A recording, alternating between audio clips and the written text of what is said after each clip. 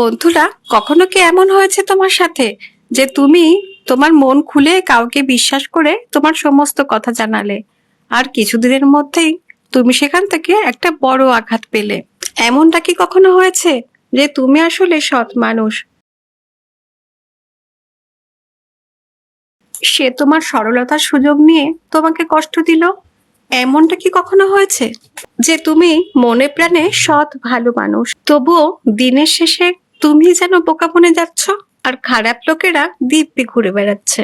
যদি তোমার জীবনে এই অভিজ্ঞতাগুলো হয়ে থাকে, তাহলে বিশ্বাস করো, তুমি কিন্তু একা নও এই জীবনের কঠিন খেলা। বরং তোমাকে বুঝতে হবে যে চালকের আসনে বসার আসল গোপন কৌশলগুলো কি। আমরা তো সবাই চাই জীবনে সফল হতে, তাই না? সম্মান পেতে আর নিজের শর্তে বাঁচতে। কিন্তু এই পৃথিবী একটু অদ্ভুত রকম। এটা কোনো স্কুল বা কলেজের খেলার মাঠ নয়। এটা এমনই একটা জায়গা যেখানে দুই ধরনের মানুষ আছে, একদল যারা স্বীকার করে আর অন্য দল যারা তাদের শিকার হয়। তুমি যদি দুর্বল হয়ে থাকো আর তোমার সরলতা সবার সামনে প্রকাশিত হয়ে যায়, তাহলে কিন্তু এই দুনিয়া তোমাকে জীবন্ত খেয়ে ফেলবে। তোমার ভালো মন বা ভালো উদ্দেশ্য তাদের কাছে কোনো মূল্যই পাবে না। তারা তো শুধুমাত্র সুযোগই খুঁজবে কিভাবে তোমাকে ব্যবহার করা যায়। আজকের এই আলোচনায় শুধুমাত্র কিছু নিয়ম শেখাবে না, বরং এটা তোমাকে শেখাবে কিভাবে নিজের সরলতাকে নিজের শক্তি বানিয়ে পৃথিবীর চালাকির ফাঁক থেকে নিজেকে বাঁচাতে পারো, আর কিভাবেই বা দুর্বল না হয়ে বুদ্ধি খাটিয়ে জীবনটা তুমি চালাতে পারো। সত্যি এই আলোচনা তোমার জীবনের মোড় ঘুরিয়ে দিতে পারে। প্রথমেই বলি, তুমি তোমার দুর্বলতাগুলো গোপন রাখো। প্রথম এবং সবচেয়ে গুরুত্বপূর্ণ বিষয়টা হলো নিজের দুর্বলতা কখনো কাউকে না দেখানো। তোমার হয়তো মনে হবে তোমার বন্ধু বা কোনো কাছের মানুষ তোমার দুর্বলতা জানলে তোমাকে সহানুভূতি দেবে অথবা কোনো সাহায্য করবে, কিন্তু আসল সত্যিটা হলো এই যে 90% মানুষই তোমার কষ্টের কথা শুধুই শুনবে। কেউ তোমাকে সাহায্য করতে এগিয়ে আসবে না, বরং প্রয়োজনে তোমার দুর্বলতাকে ওরা অস্ত্র হিসেবে ব্যবহার করার জন্য নোট করে রাখবে।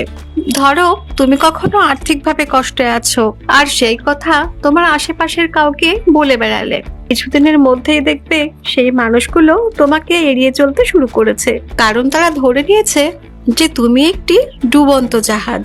অথবা ধরো তুমি খুব আবেগপ্রবণ আর খুব সহজেই রেগে যাও। তুমি যদি এই দুর্বলতাও সবার সামনে প্রকাশ করে ফেলো, তোমার শত্রুরা বারবার তোমাকে এইভাবেই উস্কানি দেবে যাতে তুমি রাগের মাথায় কোনো ভুল সিদ্ধান্ত নিয়ে বসো। তাই জন্য দুর্বলতা দেখানো মানে অন্যদের হাতে নিজের ক্ষতি করার সুযোগ করে দেওয়া। তাই আজ থেকে সিদ্ধান্ত নাও, তোমার দুর্বল দিকগুলো হলো তোমার ব্যক্তিগত শক্তি। এগুলো শুধরাবার জন্য তোমাকে একাই লড়াই করতে হবে, কিন্তু কাউকে জানতে দেওয়ার দরকার নেই। কারণ এই যুদ্ধে তোমাকে জিততে হলে প্রতিপক্ষকে বুঝতে দেওয়া চলবে না যে তোমার বুলেট প্রোটেস্টের কোনো জায়গায় ফুটো আছে। দ্বিতীয়ত, নিজেকে সম্মান করো।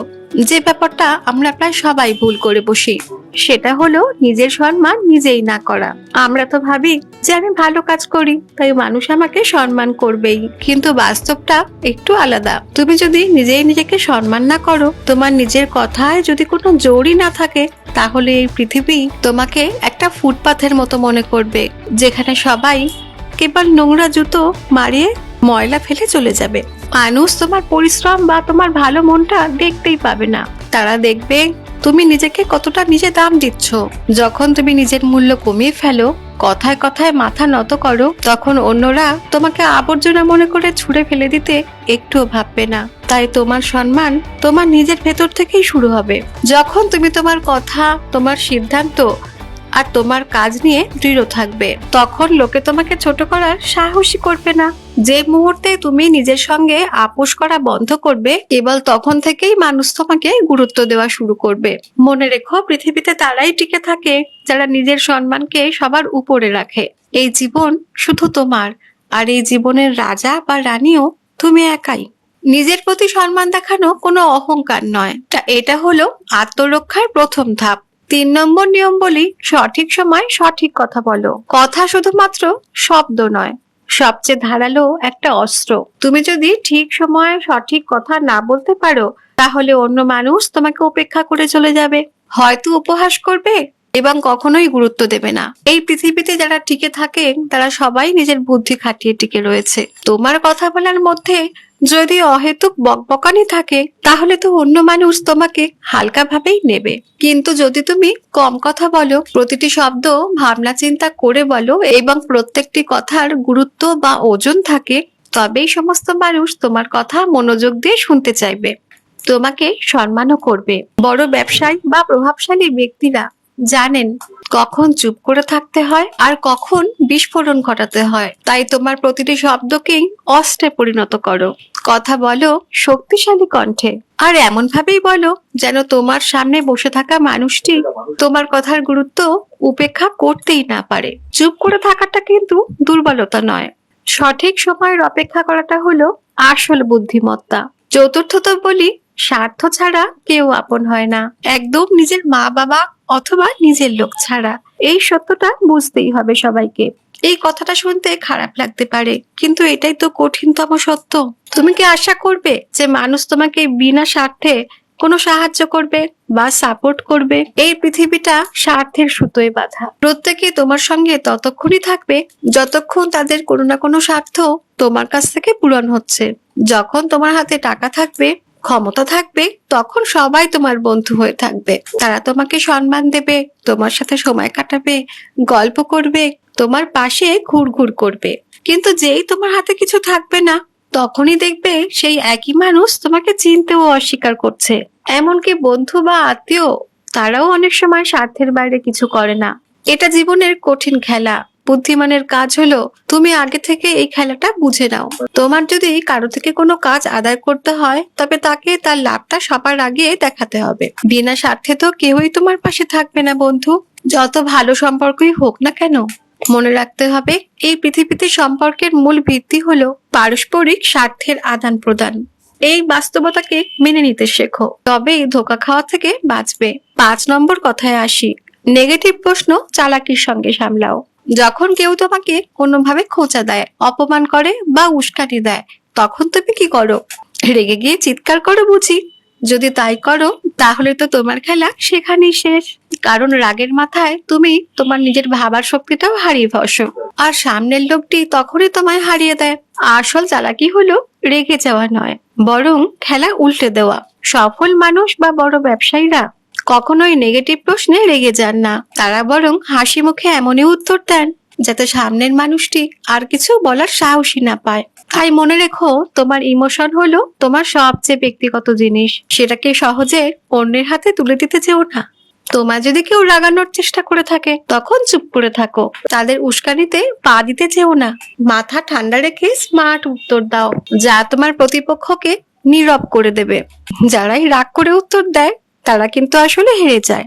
যারা মাথা খাটিয়ে খেলে তারাই পরিস্থিতিকে শাসন করে। তোমার রাগ তুমি তখনই ব্যবহার করো যখন তোমার মাথা ঠান্ডা থাকবে। এবারে 7 নম্বর পয়েন্টে আসি, ধৈর্য না থাকলে ধ্বংস নিশ্চিত। অতিরিক্ত তাড়াহুড়ো তোমাকে একেবারে ডুবিয়ে দেবে। যদি তোমার মধ্যে ধৈর্য না থাকে, তাহলে তোমার পতন অনিবার্য। পৃথিবীর সেরা খেলোয়াড়, সফল ব্যবসায়ী বা বড় চিন্তাবিদরা, এরা সবাই সময়ের অপেক্ষা করতে জানেন। এরা জানেন কখন বীজ পুঁততে হয় আর কখন ফসল কাটতে হয়। কিন্তু আমরা কি করি? আমাদের সবকিছুই এক্ষুনি চাই, সঙ্গে সঙ্গেই সফলতা চাই। আর এই তাড়াহুড়োর মধ্যে আমরা একদম ভুল করে বসি, যার জন্য সারাটা জীবন প্রায় অনুতাপ করতে হবে। পৃথিবী চালাক লোকেদের দিয়ে ভর্তি। তারা তোমাকে চাপে ফেলবে, তাড়াতাড়ি সিদ্ধান্ত নিতে বাধ্য করবে। আর তুমি যখনই ঠিক তাড়াহুড়ো করবে, তখনই ভুল পদক্ষেপ নেবে, আর ঠিক তখনই তোমার সর্বনাশ ডেকে আনবে। তাই বুদ্ধিমানরা ধৈর্য ধরে থাকেন, তারা প্রত্যেকটি জিনিস সঠিক সময়ে খেলতে শেখেন। তাই পৃথিবীকে নিজের মতো করে চালাতে হলে তোমাকে সময়ের মূল্যও বুঝতে হবে। বেশি তাড়াহুড়ো করলে তারা সবসময় পরে পস্তায়। তাই সিদ্ধান্ত নাও, আর তুমি বিজয়ী হবে। এর পরের পয়েন্ট হলো, আগে ভাবো তারপর বলো। যদি তুমি না ভেবেই কথা বলার অভ্যেস ছাড়তে না পারো, তাহলে এই পৃথিবী তোমাকে এমন ভাবে গিলে ফেলবে যে তুমি সহজে টেরও পাবে না। তোমার মনই তোমার সবচেয়ে বড় অস্ত্র, কিন্তু যদি তুমি এটাকে নিয়ন্ত্রণ করতে না পারো, তাহলে এটা কিন্তু তোমার সবচেয়ে বড় শত্রুও হতে পারে। তাই কোনো কিছু বলবার আগে সেটা আগে ভালোভাবে বোঝো, সামনের মানুষটির মানসিকতা ধরার চেষ্টা করো, তারপর ভেবে চিন্তে তোমার বক্তব্য পেশ করো। তুমি নিশ্চয়ই দেখেছো বড় বড় নেতা বা প্রভাবশালী ব্যক্তিরা যখন কথা বলেন, তখন তাদের প্রত্যেকটি শব্দের একটা গুরুত্ব থাকে, কারণ তারা তো শুধু মাত্র কথা বলেন না, তারা ভাবনা চিন্তা করে আক্রমণ করেন। কিন্তু অপ্রয়োজনীয় বকবক করে নিজের সম্মান নষ্ট করাটা চরম বোকামি। তাই কম কথা বলো, কিন্তু যা বলবে তা যেন হীরার মতো ধারালো হয়। যখন তোমার কথা বলার প্রয়োজন নেই, তখন শুধু কান দিয়ে শোনো। শোনার ক্ষমতা তোমাকে সামনের মানুষটা আর তার ভিতরের খবর এনে দেবে, যা তোমাকে খেলায় এগিয়ে রাখতে পারে। এই একটি মাত্র অভ্যেস তোমাকে অনেক ভুল বোঝাবুঝি আর সমস্যা থেকে বাঁচিয়ে রাখতে পারে। আর শেষের পয়েন্টে বলি, চোখে চোখ রেখে কথা বলতে শেখো। শরীরের ভাষা বা বডি ল্যাঙ্গুয়েজ হলো তোমার ব্যক্তিত্বের নীরব পরিচয়। যদি তুমি কারোর সাথে কথা বলার সময় তার চোখের দিকে তাকাতে না পারো, তাহলে সে তোমাকে হয়তো দুর্বল মনে করবে। তাই আই কন্ট্যাক্টই ঠিক করে দেয় সামনের লোক তোমাকে কতটা সম্মান দেবে। কারো সাথে চোখে চোখ রেখে কথা বললে সে তোমাকে সহজে হালকা ভাবে নিতেই পারবে না, কিন্তু যদি তুমি চোখ নামিয়ে ফেলো, এদিক ওদিক তাকাও, তাহলে সে ধরে নেবে যে তোমার নিজের প্রতি কোনো কনফিডেন্স নেই আর নিজেও নিজের কথায় বিশ্বাস করো না, তোমার আত্মবিশ্বাস অনেক কম। তারপর সে তোমাকে দাবিয়ে দেবে আর তোমাকেই নিয়ন্ত্রণ করতে শুরু করে দেবে। যদি তুমি অলস, বেখেয়াল, লক্ষ্যহীন লোকেদের সঙ্গে থাকো, তাহলে খুব তাড়াতাড়ি তুমিও তাদের মতোই হয়ে যাবে। তাই এই একটা সহজ সত্যি মনে রাখো, তোমার চারপাশে এমন মানুষ রাখো যারা নিজেরাও এগিয়ে যেতে চায়, যারা নিজের স্বপ্নের জন্য পাগল, কারণ তাদের সঙ্গ তোমার ভবিষ্যৎ নির্ধারণ করবে।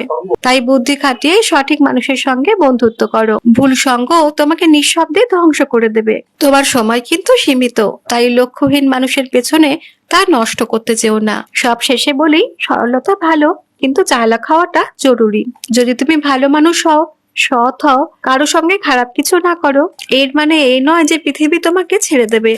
জীবনে এমনটা তো প্রায়ই দেখা যায়, সোজা কাঠ সবার আগে কাটা হয়, আর সহজ সরল মানুষকে সবচেয়ে বেশি আগে ঠকানো হয়। তাই মনে রেখো, পৃথিবী তোমার স্বপ্ন দেখে না। যারা তোমাকে অপমান করছে আর পায়ে ঠেলছে, তাদের বুঝিয়ে দাও যে তুমি তাদের পায়ের খেলনা নাও। ভুল মানুষদের সাথে এমনই রূপ দেখাও যাতে তাদের সাহস না হয় তোমাকে দুর্বল ভাবতে, কারণ একদিন এমন হবে তুমি নিজেকেই ঘৃণা করবে যে কেন তুমি নিজের শক্তি দেখাওনি। তাই সরল থাকা ভালো নিজের জন্য, কিন্তু পৃথিবীর জন্য স্মার্ট হওয়াটাও খুব প্রয়োজন। আজকের মতো এখানে শেষ করছি বন্ধুরা, আসবো এর পরের ভিডিওতে অন্য কোনো ভিডিও নিয়ে। আমাদের ভিডিওগুলো যদি শুনে ভালো লেগে থাকে, তাহলে অবশ্যই লাইক আর শেয়ার করে দিও, আর চ্যানেলটাকে সাবস্ক্রাইব করতে ভুলো না কিন্তু।